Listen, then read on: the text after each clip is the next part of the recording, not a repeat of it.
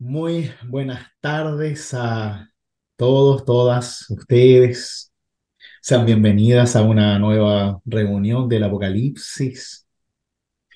Si ya se han dado cuenta en su lectura personal, esto se está poniendo un poquitito más difícil de comprender.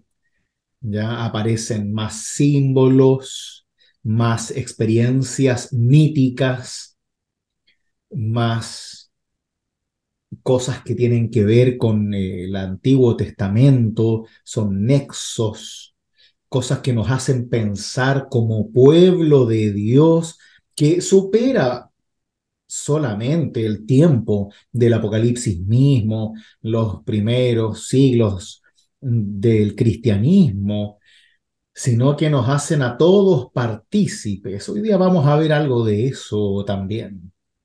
Pero antes, las invito a tener un momento de oración y así pedimos por la presencia de Dios entre nosotros. Oremos.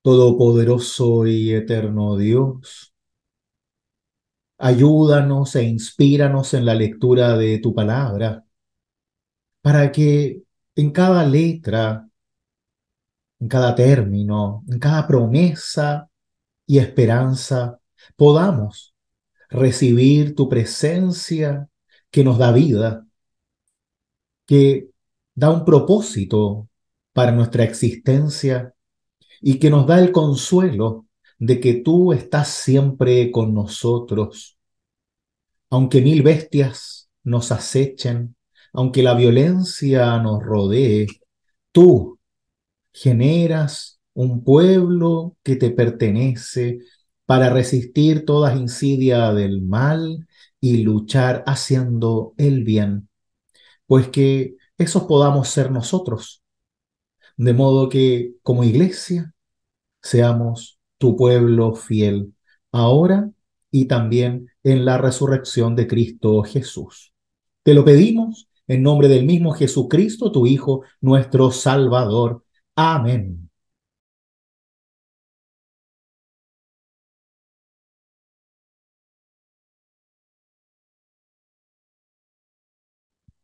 Vimos la semana pasada cómo en el capítulo 11 se nos presentaba una representación simbólica de la misión profética de toda la iglesia, ahora en el tiempo presente, porque este espacio entre la sexta y la séptima trompeta nos invita a revisar la historia y actividad de la iglesia hoy. Es como que este tiempo es el tiempo entre la resurrección de Cristo y el tiempo final, el tiempo de la realidad de la iglesia. Nos lo presentó a través de estos dos testigos, testigos profetas, que vienen a predicar, vienen a ser mártires, vienen a enseñar la necesidad de arrepentimiento y conversión. Lo mismo que Cristo nos dijo cuando inicia su ministerio: arrepiéntanse y conviértanse. Estos dos testigos vienen a recordarnos la predicación del mismo Jesús y cómo esa predicación va manteniendo viva a la iglesia. ¿Por qué? Porque si no trabajamos desde el arrepentimiento y la conversión constante hacia la fe en Dios, porque caemos, nos olvidamos, nos equivocamos, por eso siempre nos vamos convirtiendo, cambiando el camino que el Señor nos muestra, para que ya el camino anterior no sea el que vamos a seguir de la mano de Dios. Pues esto se nos presenta como una especie de drama. Un drama, por supuesto, con las simbologías del Apocalipsis. Y aparecen las calamidades, las trompetas. Pero nosotros sabemos de calamidades. no porque las diga el Apocalipsis, sino porque las conocemos en la vida propia. Conocemos las calamidades que tienen que ver con situaciones geográficas, terremotos, incendios, tsunamis, huracanes, tormentas. También conocemos las calamidades que el mismo ser humano provoca, la violencia, las dictaduras, la diferencia y discriminación. Estamos tan acostumbrados a vivir dentro de estos ambientes constantemente cambiantes, pero que hay una constante que nos mantiene siempre alerta, y es precisamente que nos obligan a cambiar, nos obligan a estar adaptándonos a las nuevas realidades. No vivimos con las mismas tranquilidades de antes, claro, engañándonos siempre de que todo el tiempo pasado fue mejor, aunque no es así, pero ciertamente hay cosas que antes teníamos y ahora no, seguridades, alegrías, algunas tristezas, inseguridades. Todo eso lo vivimos desde la fe en Dios. Y eso es lo que nos plantea el Apocalipsis. Precisamente que podamos reconocernos como iglesia en un servicio constante, dando testimonio de la fe hasta las últimas consecuencias, hasta el fin. Y tal como Jesús le dice a sus discípulos, he aquí que yo estaré con ustedes hasta el fin del mundo, pues eso va para nosotros. Cristo va a estar con nosotros hasta el fin del mundo. Y desde esa seguridad y certeza, trabajamos, servimos, amamos, perdonamos y obramos en este mundo tan necesitado de ese amor. Desde ahí que nos entendemos como estos profetas testigos que no tienen otra misión que predicar el arrepentimiento y la conversión. Y así nos ponemos desde la lectura en un rol activo y no pasivo. El Apocalipsis jamás va a proponer que nos quedemos de manos abiertas o cruzadas esperando que las cosas pasen. Precisamente lo que quiere hacer es que la comunidad despierte, que el pueblo cristiano despierte, que despierte la fe y la esperanza en su corazón y que empiece a trabajar con el contexto que tiene a su alrededor. Porque ya sea con el imperio romano sobre nosotros, o ya sea con los nuevos imperios o injusticias que nos toca vivir actualmente, no podemos quedarnos esperando que Dios haga las cosas. Por eso estamos entre estas dos trompetas, entre la sexta y la séptima. Porque este es el tiempo en donde nosotros actuamos. No solo esperamos que las cosas pasen, nosotros las vamos actuando. Tenemos un rol activo como iglesia, como pueblo de Dios. Porque vivimos como una Pascua constante. Y eso es lo que no podemos olvidar. Siguiendo el ejemplo de los dos testigos que vimos la semana pasada, estos sienten una pasión, mueren, resucitan y ascienden. Y asimismo sucede con la comunidad cristiana, que estamos en este espacio de vida y también de muerte, en la realidad de nuestra fragilidad, en la confianza de la resurrección, hasta que lleguemos al cielo. Y eso, queridas mías, es precisamente aquello que nos mantiene con esperanza. Porque sabemos que no somos víctimas, sino que somos protagonistas de la iglesia, del pueblo de Dios. No esperamos de brazos cruzados, eh, esperando que Dios haga todo, sino que vamos obrando, trabajando para que el mundo que nos rodea sea un mundo más de Dios, más de vida, más de perdón y gracia. Así es como entramos a lo que nos queda del capítulo 11. Vamos a ver esta séptima trompeta que falta aún para que suene desde el capítulo 11 en el versículo 15.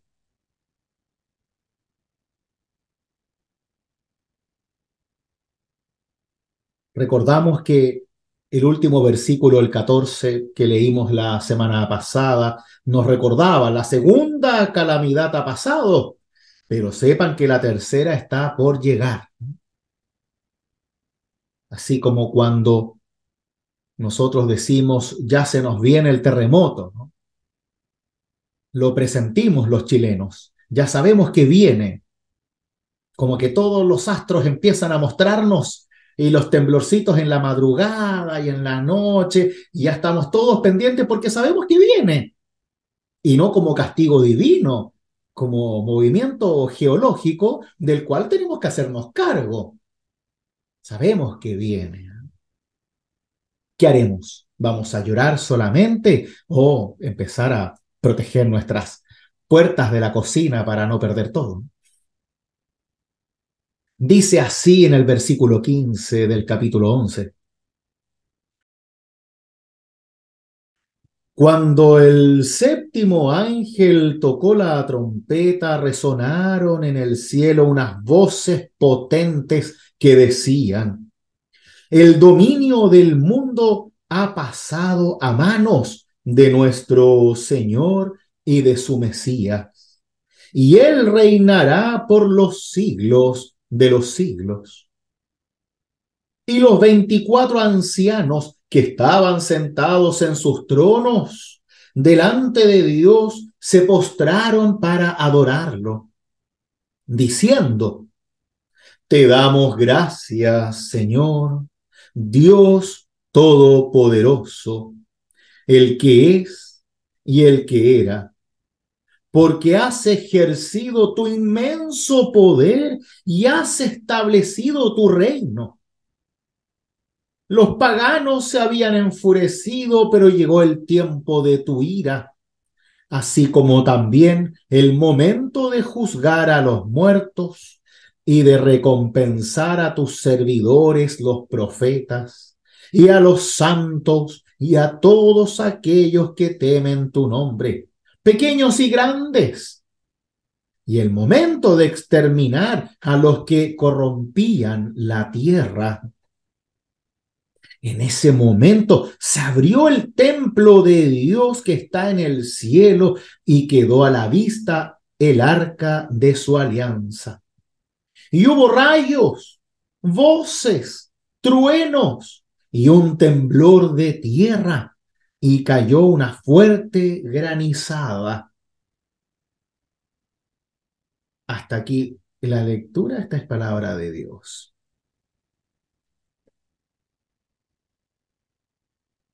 Vemos que esta trompeta nos va a acercar a la acción de Dios. Y lo primero que nos invita es el reconocimiento de Cristo como el Mesías, ahora a quien pasa el dominio, como diciendo esto ya se acaba, más que nada en el sentido de el mal es el que se acaba, la vida no se acaba el mal, se acaba la injusticia, se acaban las lágrimas causadas por las luchas entre hermanos, por la violencia del imperio, pues él ahora va a reinar, ya no el emperador de turno, Cristo va a reinar, de él va a ser el dominio, ya no de seres humanos inescrupulosos que no tienen fe, que no sienten amor, que no se arrepienten ni se convierten. Así, adoran, a Dios, el Dios activo, no este pasivo sentado en el trono, al Dios que viene a reinar. Dan gracias. Te damos gracias, dicen los 24 ancianos adorando al Señor, el que es y el que era antes, el Dios de la historia, porque ha ejercido su inmenso poder, porque es todopoderoso. Y eso es algo que los cristianos no pueden olvidar, que creemos en un Dios todopoderoso, no en un Dios de cosas pequeñitas, sino en un Dios de cosas grandes, gigantes, enormes, llenas de poder. Por eso, cuando las personas hablan muchas veces de la voluntad de Dios y todo eso, yo tengo mis dudas de si la voluntad de Dios se ejerce en estas cosas pequeñas, ¿no? Era voluntad de Dios que me pasara algo hoy día, era voluntad de Dios que me cayera, que se muera alguien, que me enferme, que me quiebre un pie, o cuando dicen, bueno, todas las cosas pasan por algo. Claro, hay algún versículo bíblico por ahí que te hace pensar en eso, pero yo tengo mis dudas de si la voluntad de Dios se refiere a cosas tan pequeñas como nuestras propias vidas. El tema es que nosotros pensamos que somos el centro del universo, ¿no? Claro, claro, ¿quién no? ¿Quién no? Pero ¿está realmente Dios todopoderoso, el Dios de toda la historia, de todo el universo, el creador, pensando exactamente en si a mí me va a doler el estómago hoy en la noche por haber tomado 2 litros de mate? No lo creo. Más que nada, y sin pensar mal, porque no soy tan importante. Y lo que Dios quiere de mí no es que yo me enferme, es que yo predique el arrepentimiento y la conversión. ¿Mm? Y por eso debo hacerme cargo de eso. Pues cuando hablamos de un Dios todopoderoso, precisamente hablamos de un Dios que tiene una voluntad que va mucho más allá que nuestra propia voluntad. Como que yo me enamore o no me enamore, que cumpla con un sueño o no. La voluntad de Dios, como la misma palabra lo dice, es que las personas crean en Cristo como su Hijo y Salvador. La voluntad de Dios es que vivamos y vivamos en plenitud. La voluntad de Dios es que logremos amar y perdonarnos entre nosotros, que vivamos realmente como un pueblo de Dios.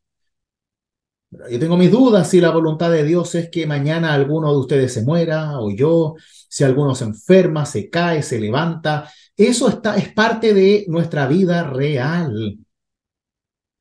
La verdadera voluntad es que vivamos, es que aprendamos a vivir con las 2 manos, con todo lo que tenemos en este mundo y que sirvamos a Dios en este mundo. Esa es la voluntad. El cómo lo hacemos, si lo hacemos bien o mal, eso va a depender de cada uno, no de Dios.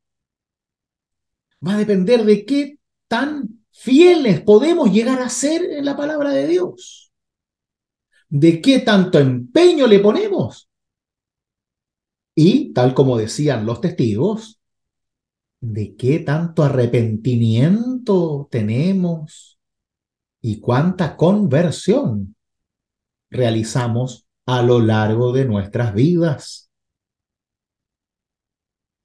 ¿o no? Es fácil echarle la culpa a Dios. Es que Dios no quería que pasara esto. O Dios sí quería que pasara esto, pero ¿cuándo nos hacemos responsables como creyentes? Y no significa que Dios no esté, está, pero para mí Dios está para cosas grandes. A Dios no le importa si yo soy obispo o no, da lo mismo. A Dios le importa que haga lo que haga, esté donde esté, el trabajo que sea, yo lo haga bien, lo haga sirviendo, lo haga amando, lo haga perdonando, que haga el deber cristiano como cristiano. De eso se trata. Luego, más o menos oportunidades vamos a tener siempre en la vida. Y también si podemos, en ese sentido, reconstruir nuestras realidades y volver a confiar después de las caídas, de las traiciones, etcétera. Ahí es cuando la vida empieza a volverse real y deja de ser la vida de fe únicamente una idolatría de creer en algo por algo, sino en algo que produce una fe activa, una fe que nos obliga a trabajar y servir, a dejar de ser el centro del mundo para empezar a ser el centro del bien, del servicio, de la paz, del perdón, del arrepentimiento. Y así ser protagonistas de una vida en constante servicio y no solo de la espera a ver qué Dios hace conmigo, con ustedes, con todos nosotros.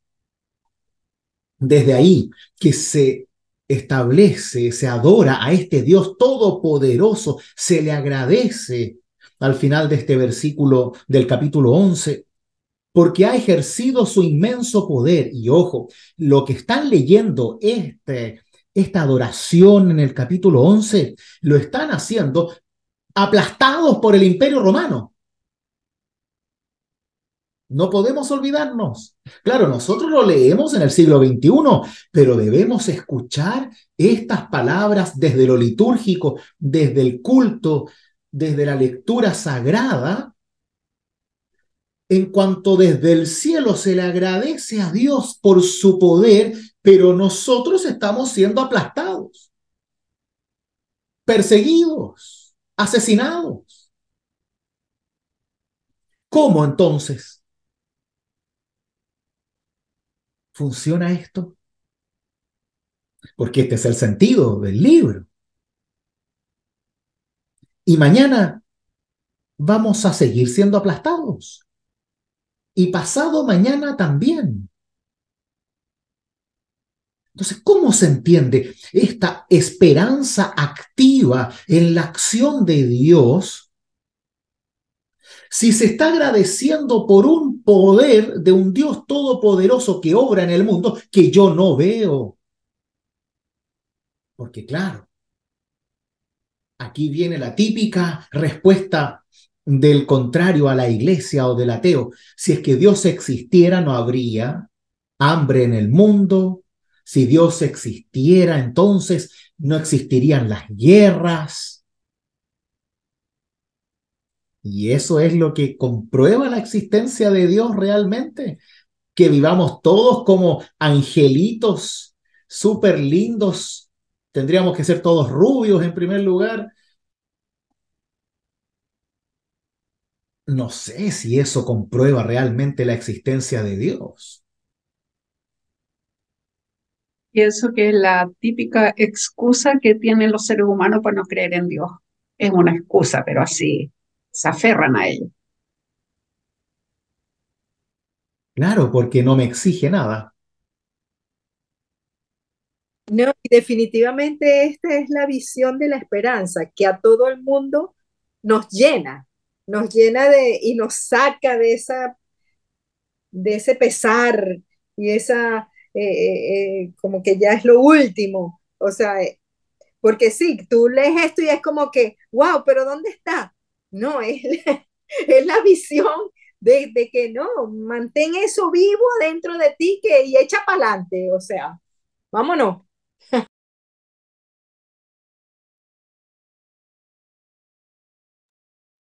Es también cuando hay gente que se revela ante Dios, es también, uno puede pensar para el no creyente que hay una contradicción, porque dice, el reino del mundo ha venido a ser el reino que el Señor y su Cristo, Él reinará por todos los siglos.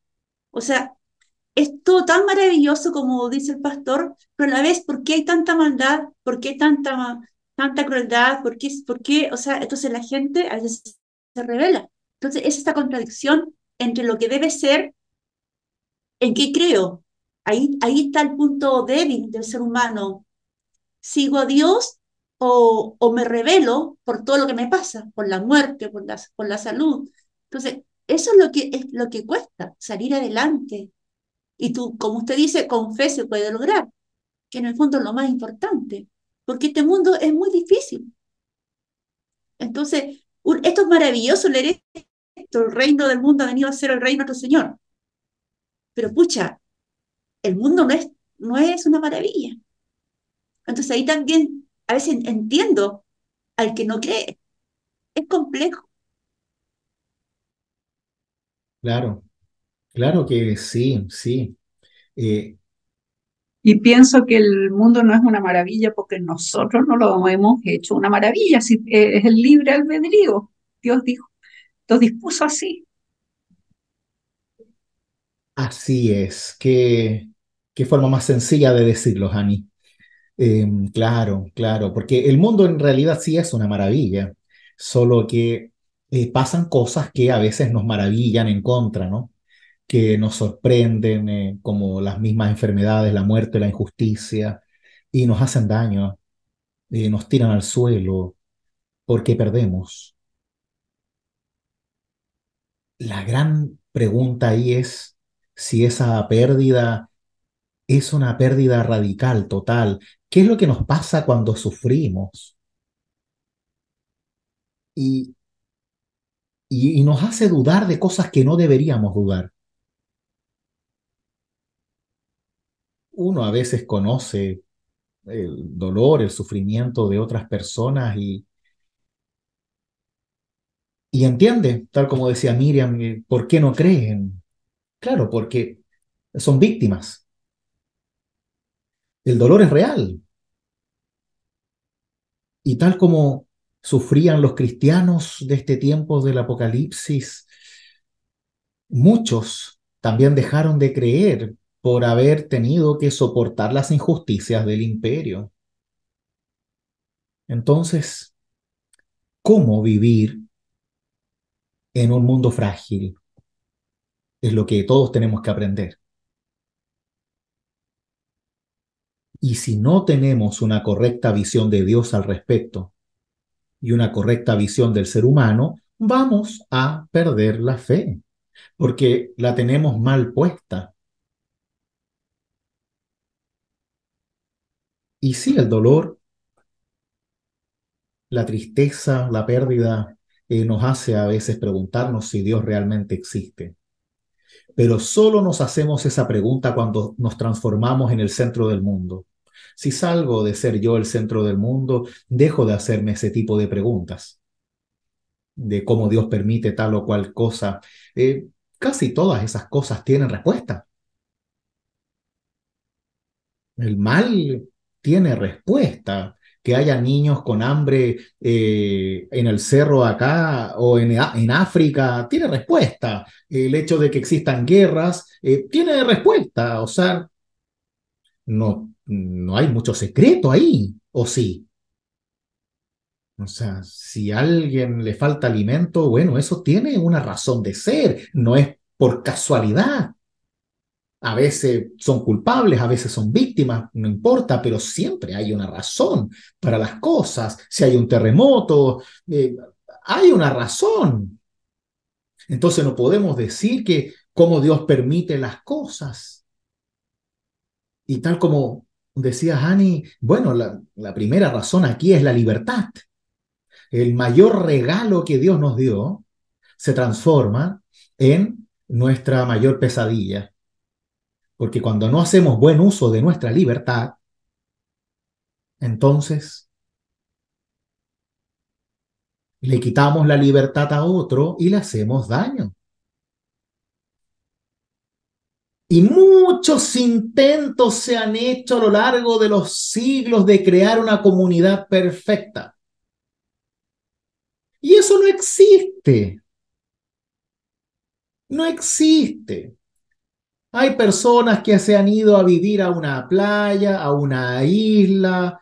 Hay personas que han retrocedido en la historia, vivir en primitivos. Se ha hecho todos los intentos habidos y por haber. Y siempre, siempre, siempre nuestra libertad, nuestras decisiones hacen que nos dividamos, nos separemos, nos enojamos.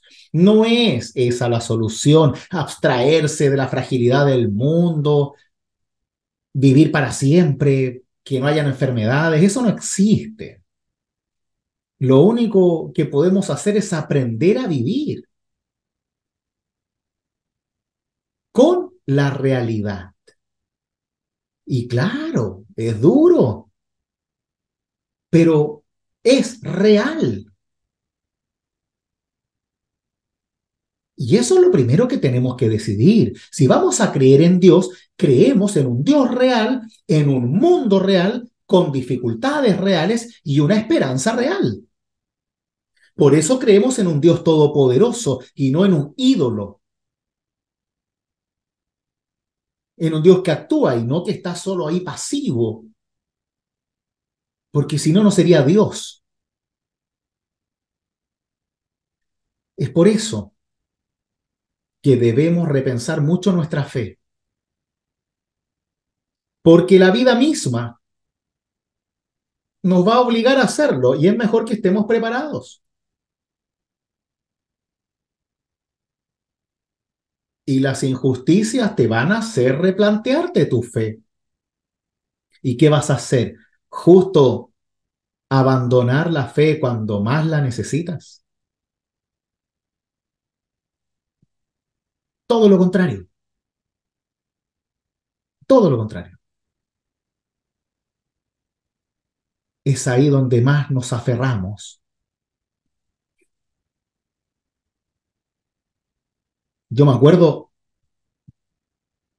cómo cuando asesinaron a mi hermano, cómo las personas iban a la iglesia, se llenaba la iglesia en ese tiempo, mucha gente morbosa que iba a ver qué decía yo, a ver si es que renegaba de Dios o buscaba culpables y todo eso. Y para mí era el mejor momento para predicar la esperanza. En plena injusticia, en pleno dolor, no había otra que predicar la esperanza, porque precisamente eso es lo que necesitamos. De otra forma,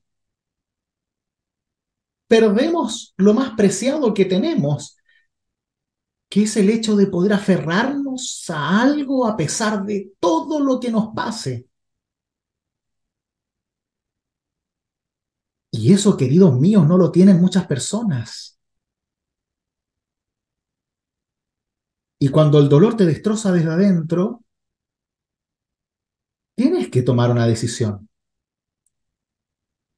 Si solamente vas a buscar culpables, aunque los haya o no los haya, o te vas a aferrar de lo único que puedes aferrarte,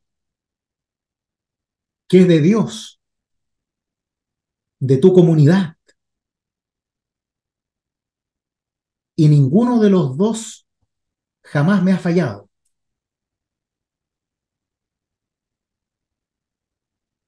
Y esa es la diferencia. Eso es lo que hace la diferencia. No significa que me vayan todo bien. No significa que no existan peleas dentro de la iglesia. No significa que no se haya parado nunca una persona en una asamblea para acusarme de tal o cual cosa. No. Significa que nos vamos preparando y vamos aprendiendo a vivir en un mundo real, con situaciones reales y con necesidades de Dios reales y también de una comunidad que te lo recuerde cuando lo necesitas. Si no, entonces, ¿para qué te sirve la iglesia y para qué te sirve tu fe si no puedes venir a este lugar a llorar el tiempo que sea necesario? ¿De qué sirve entonces?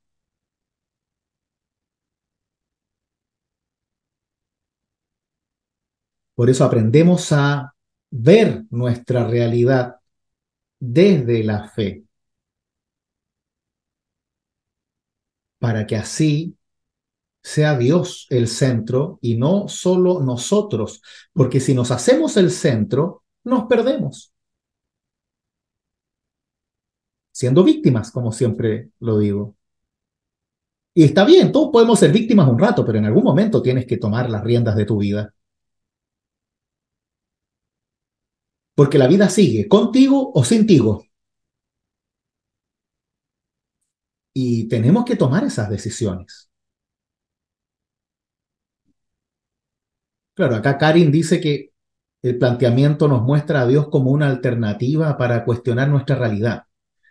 Y sí, sí, pero más que una alternativa, al menos para mí, es una forma de vida, de estar constantemente repensando nuestra realidad desde la cruz de Cristo, desde Dios.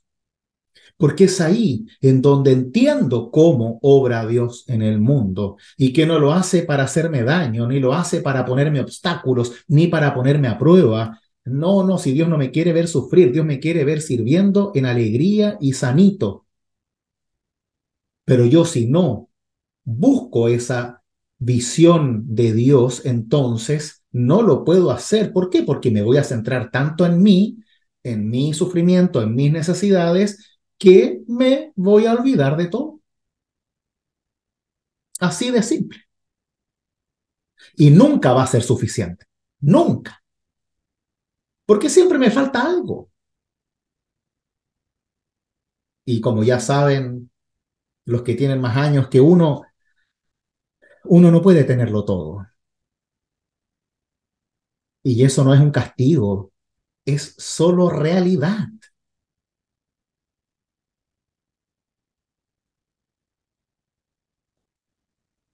Así veo yo al menos esta gratitud por el ejercicio del inmenso poder de Dios en este mundo, porque yo sí lo veo, pero no lo veo en las nubes, no lo veo en los temblores, lo veo cuando nos juntamos nuestras manos para ayudar a los caídos, cuando juntamos nuestras fuerzas para ir en acompañamiento de los necesitados. Ahí es cuando Dios está obrando, en el abrazo fraterno, en el acompañar nuestras lágrimas, en recordarnos la esperanza. Y que este es el momento de Dios, este es el momento de la iglesia, este es el momento. Porque de otra forma le vamos a regalar el momento a otro. Y será el momento del presidente de turno, del dictador de turno, del guerrero de turno,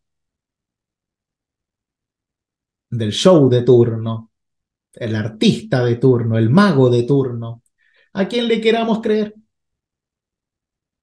Y no, este es el tiempo de Dios.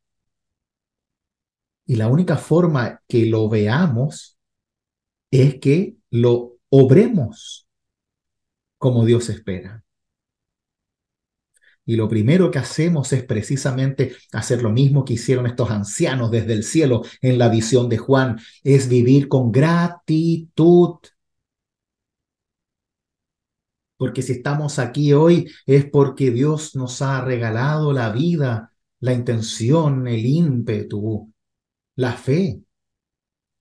Y debemos aprender a vivir en constante gratitud por el hecho de que Dios nos ama y que podemos sentir ese amor.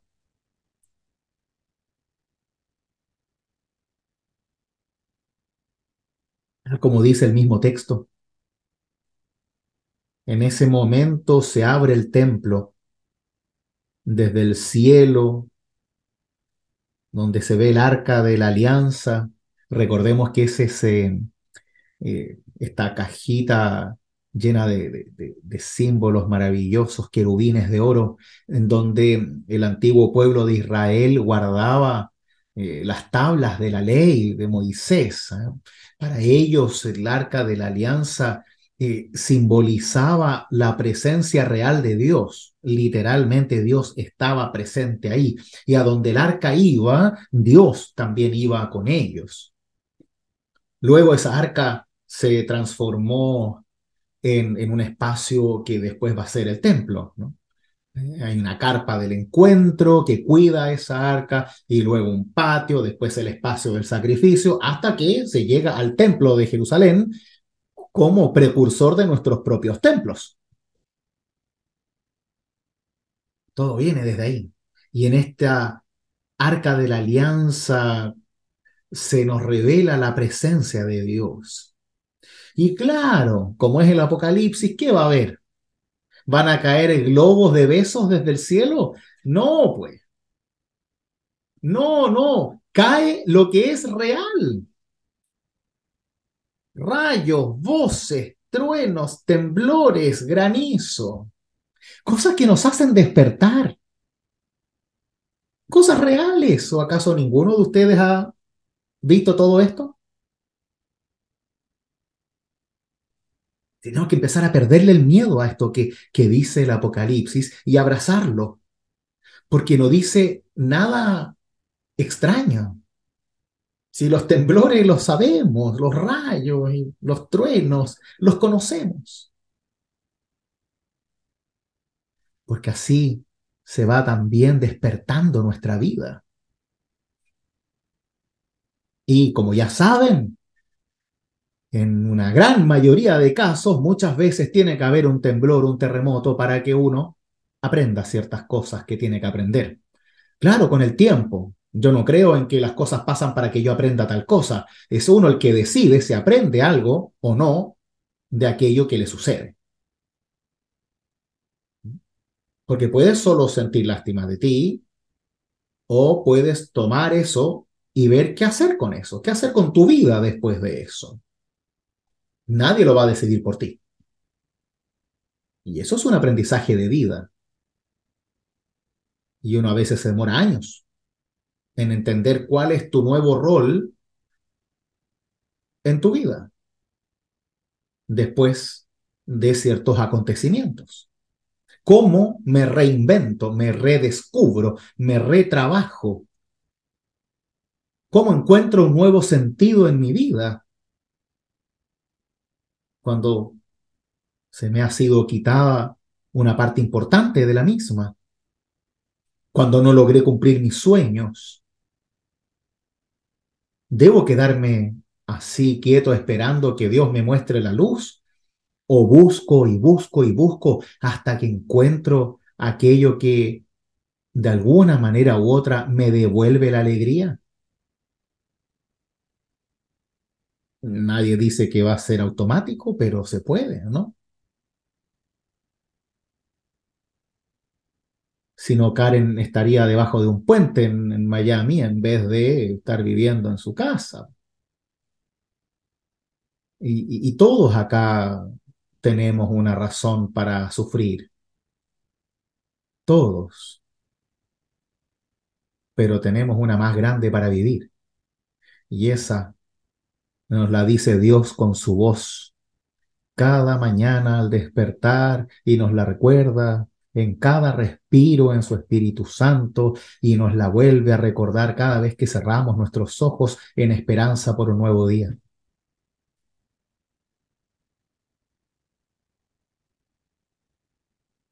Y así se abre la experiencia de Dios en nosotros.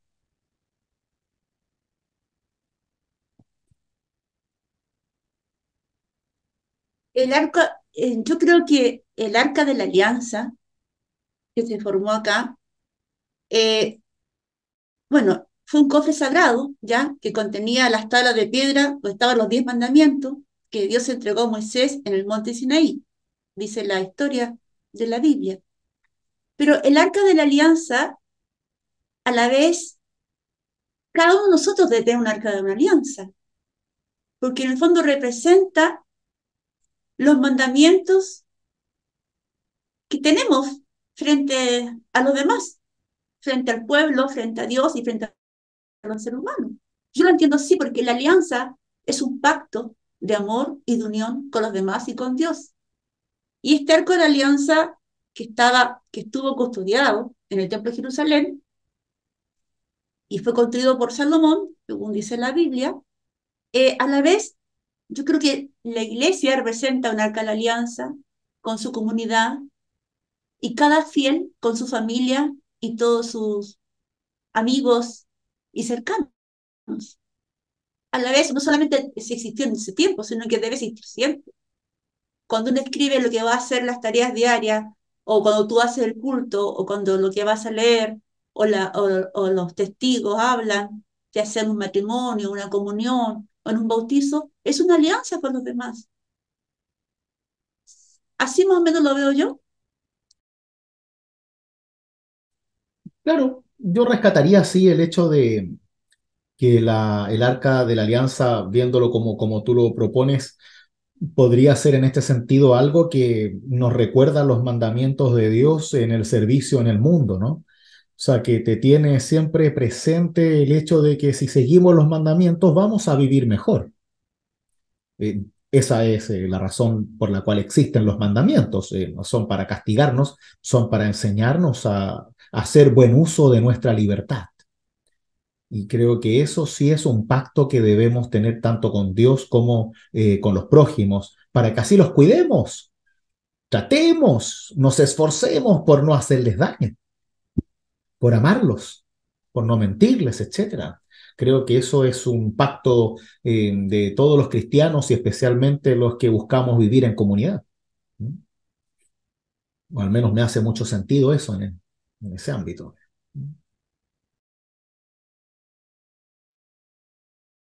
Ahora, yo soy de los que cree que uno tiene que lanzarse y hablar de Dios con lo que uno tiene.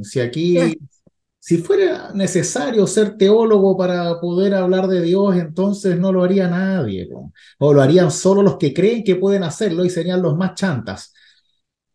Uno habla de su experiencia de amor de Dios. Después te metes en la teología trinitaria y todo lo que tú quieras y ya está, etcétera. Pero no. No se trata de eso. Lo que la gente quiere saber de ti es por qué crees. Especialmente el que no logra entender por qué sientes esta estúpida necesidad de creer en un ser superior. Y eso es lo que tenemos que responder. Lo demás se va dando en el camino, en el acompañamiento al otro, pero el otro lo único que quiere saber es por qué tú crees, por qué sientes esta locura. El apóstol Pablo decía, ¿no? Que eh, creo en la locura de Cristo. Y así funcionamos, porque somos locos y vivimos como locos, porque creemos en un loco que se fue a la cruz para darnos vida.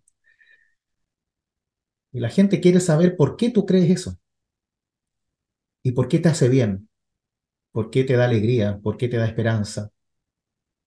Hay que entrenarse en eso,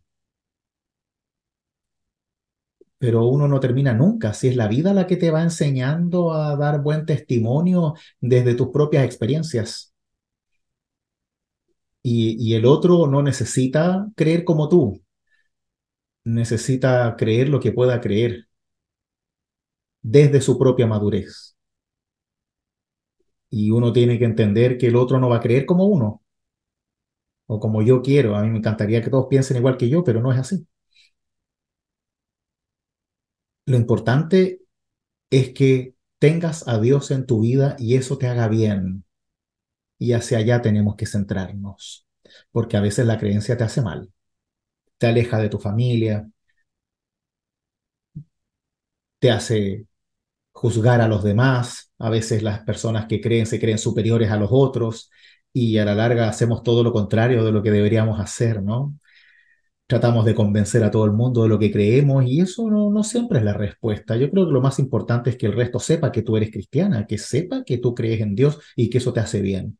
Luego lo demás se hace solo. Y cuando necesiten, van a ir donde la persona que saben que vive su fe de manera feliz. Y si nosotros somos ese creyente que vive su fe de manera feliz, van a ir donde nosotros. Si somos los creyentes que solo juzgan y se meten en la cama de la gente y que anda diciéndole a todo el mundo lo que tienen que hacer, probablemente no van a ir donde nosotros.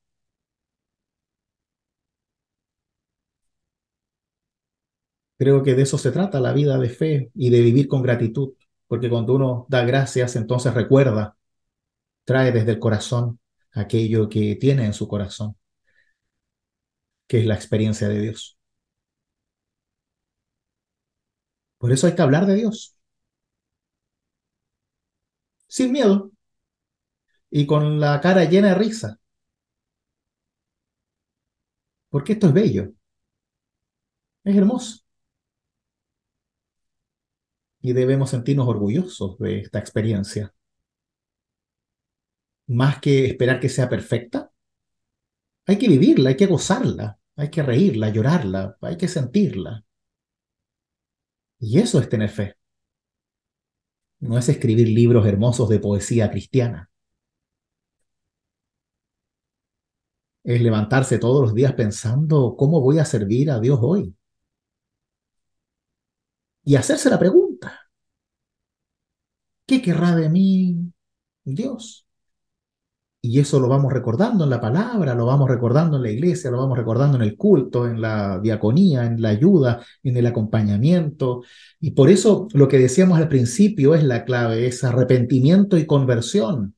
Porque si no me arrepiento, me creo perfecto y creo que hago todo bien o me engaño con estas tonteras de la buena acción del día y después puedo ser un desgraciado. Y si no me convierto, si no busco a Cristo para volver a empezar, para volver a seguirlo, para volver a aprender, entonces de nuevo soy demasiado orgulloso para hacerlo. Y me pierdo. Y si no logro vivir eso en comunidad, tampoco me sirve. ¿Acaso me voy a ir arriba del monte a tener la razón? No, pues tengo que poder compartir esta fe con otros, que es tan importante. Por eso, Karen, tienes que ir a la iglesia allá. Deja hacerte la loca. ¿Mm? No existe la iglesia perfecta. Uno hace iglesia a donde va. Sí, claro, en algunos lugares serán más hospitalarios, más abiertos, más simpáticos que otros, pero es uno el que hace iglesia a donde va. Y es uno el que pone onda, el que quiere hablar con los demás, el que quiere conocer gente, el que quiere aprender. Es uno. Y es uno el que tiene que avanzar, que tiene que ponerse ahí como protagonista de su historia de vida comunitaria. Si no, siempre vamos a esperar y cometer el error que la iglesia nos sirva a nosotros. Y no, vos flacos, si no es así. Nosotros venimos a servir a la iglesia y yo llego a la iglesia y mi actitud debe ser, ¿qué puedo hacer? No, vengan y atiéndanme porque soy nuevo, porque vengo de acá, porque no. Claro, hay momentos en donde la iglesia tiene que atenderte, pero en general uno es el que tiene que llegar a preguntar dónde está la escoba, qué es lo que falta, qué podemos hacer para hacer de la vida de las personas una vida mejor. Oye, mira, traje esta cosita porque quiero verlos felices, listo, chao. ¿Mm? Somos lo que hay que hacer. Si no, llegamos y esperamos que alguien nos sorprenda con algo. No, pues eso, la iglesia no está para eso, sino es un circo. Pero cuando yo llego a la iglesia y me doy cuenta de que hay personas que piensan en el bienestar de los demás, es hermoso, porque significa que vale la pena lo que hacemos, con pequeños detalles, como Ana María que llevó un quequito con plátano para mí el domingo. Son pequeños detalles que demuestran cariño y sin contar todas las cosas que hacen cada uno de ustedes, po. Y eso es lo lindo. Son cosas que dan vida. Y estamos aquí para recibir vida y dar vida. Y hacerlo en constante gratitud por este Dios todopoderoso que nos muestra su poder real, no al estilo de las películas, sino al estilo de la realidad, en donde somos fuertes en nuestras debilidades, en donde Dios transforma la muerte en vida. Eso es ser todopoderoso. Si me caigo o no me caigo cuando salga de la iglesia, da lo mismo. No es ese el tema. El tema es poder tener una fe que te haga vivir y morir en paz. y en ese intertanto servir con alegría, sin ganarse el cielo ya lo tengo, porque Cristo fue a la cruz por ello. Yo no pienso en eso, pienso en cómo puedo utilizar lo que Dios ya me dio para poder hacer tanto mi vida como de las demás una vida mejor. Por eso tienen que votar por mí para ser obispo. No, eso lo borro después. ¿Mm? Así es nuestra vida. Y lo hermoso es cuando la compartimos. ¿Les parece?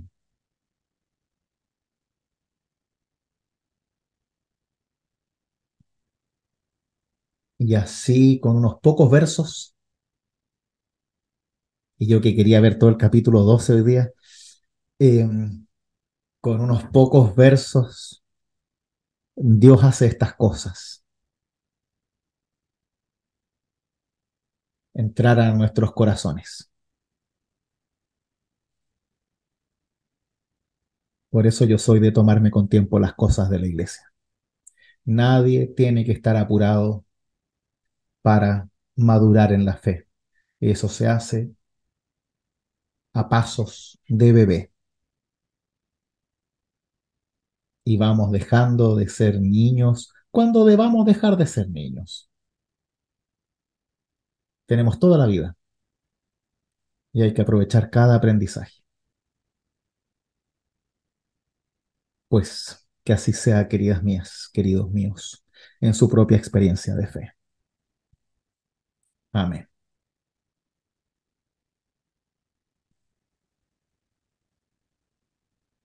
Muy bien, entonces, oremos y así nos quedamos en esta presencia de Dios que nos va a recordar sus mandamientos, que nos va a recordar la cruz de Cristo que nos da vida y que también nos va a recordar que debemos hacer buen uso de nuestra libertad para que así utilicemos nuestras vidas para servir, para dar alegría, para perdonar y no solo para nuestro propio beneficio.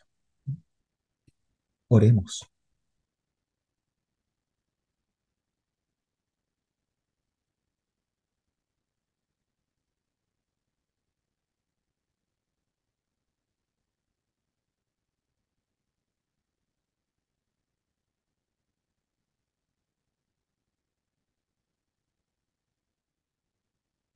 Amado Dios, derrama tu Santo Espíritu sobre nuestras vidas para que podamos vivir así como tú quieres, en constante amor, perdón y servicio.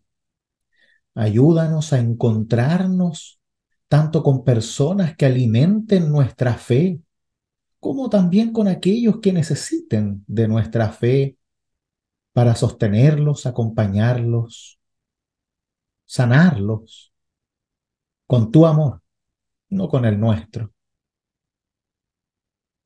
Condúcenos por aquellos senderos en donde estemos siempre activos y conscientes de nuestra vida, de modo que podamos vivirla con todo lo que somos y tenemos y también aceptando lo que perdimos y lo que cambió, para que estemos en un constante arrepentimiento y conversión, que con tu amor y tu fuerza va tomando forma y sentido cada día que pasa. Utilízanos como instrumento tuyo para traer tu paz a este mundo necesitado. Y aléjanos de todo orgullo, juicio y maldad. También acércanos a otros creyentes para que nos exhorten cuando nos equivocamos y podamos también arrepentirnos y volver a convertir nuestros caminos hacia el tuyo. Todo esto, buen Dios, y también aquello que queda en el silencio de nuestros corazones, te lo pedimos en nombre de tu Hijo, Jesucristo nuestro Salvador. Amén. Que la amorosa bendición de Dios, que es Padre, Hijo y Espíritu Santo, sea con cada uno de ustedes.